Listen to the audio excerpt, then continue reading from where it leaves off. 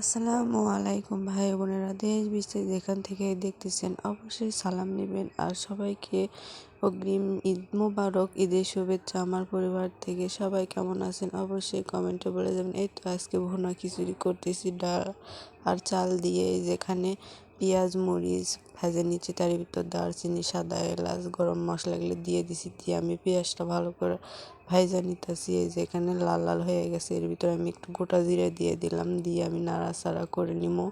নিয়ে তার ভিতরে আমি আদা রসুন বাটা দিয়ে দেবো। আজকে আমি ভুনা খিচুড়ি করেছি, সেটাই আপনাদের সাথে শেয়ার করলাম। অনেক দিন হলে খাইতে মন চাচ্ছিল, এই জন্য রান্না করতে করতে করে করা হয় না। রোজার শেষ দিনে আজকে রান্না করতেছি। আমাদের মাছ থেকে রোজা চলে গেল, রহমতের মাছ চলে গেল। আমাদের মনটা ভীষণ খারাপ।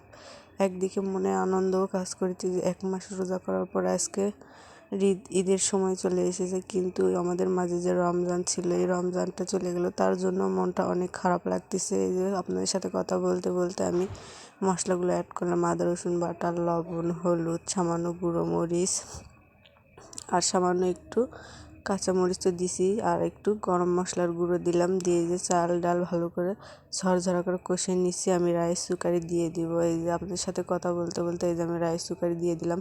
আগে থেকে আমি রাইস কুকারে পানিটা গরম করে নিয়েছিলাম। নেওয়ার পরে এই যে আমি রাইস কুকারে বসাই দিলাম।